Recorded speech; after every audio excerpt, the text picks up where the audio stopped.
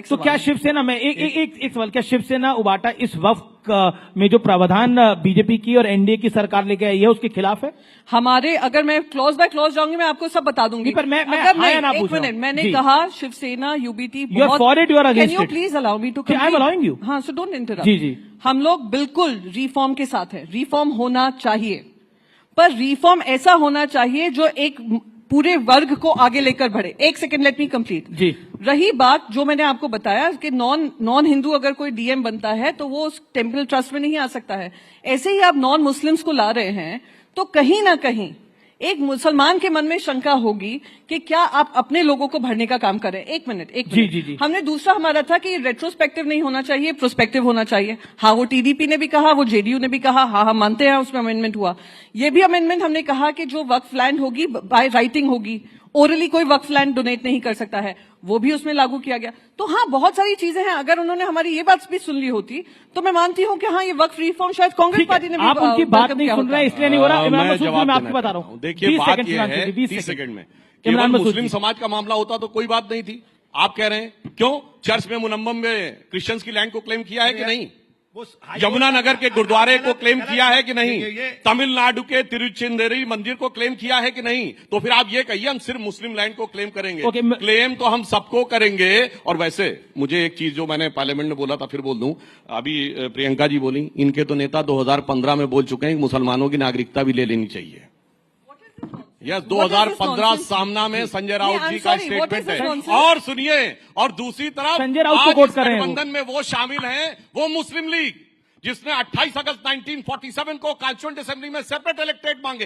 कोई जाके constituent assembly की डिबेट में पेज नंबर 270 में पढ़ ले। इसलिए मैं कहना चाहता हूं, पूरी बात कर, एक लाइन बस सुनिए सर।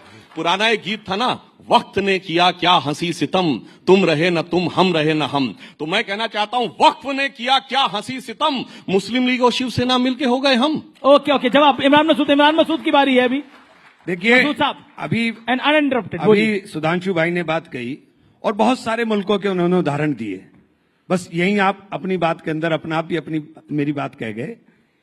वक्फ कोई संस्था नहीं है कि सिर्फ संस्था की बात है। वक्फ मुसलमान का एक फरीजा है जो हर मुसलमान के ऊपर लागू होता है।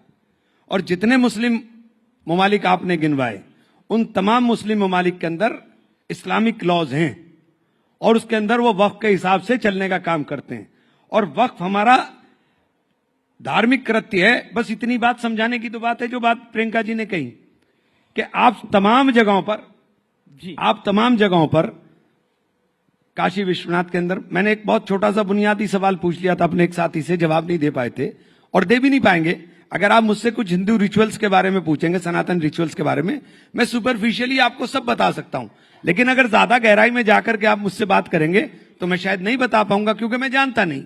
ठीक इसी तरीके से अगर आपके सुपरफिशियली कुछ मैं पूछूं, आप बता देंगे इस्लाम के बारे में, लेकिन गहराई की तरह साथ नहीं बता पाएंगे। उसके लिए आपका मुसलमान होना है। पर मेरा एक काउंटर क्वेश्चन है, 2013 में जो कांग्रेस की सरकार ने एक्ट पास किया था, क्या वो संविधान से ऊपर नहीं था जिसके अंदर ओवर रीच थी वक्फ की? नहीं, ये मेरा पॉइंट है। नहीं, कहीं नहीं थी। ये गलत प्रोपेगेंडा किया गया।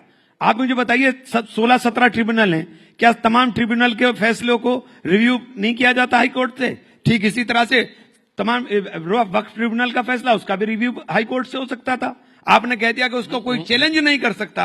अरे भाई, ये कैसे मुमकिन है? ये कैसे मुमकिन है? आपने कहा कि वक्फ कहीं भी प्रॉपर्टी डिक्लेयर कर सकता है।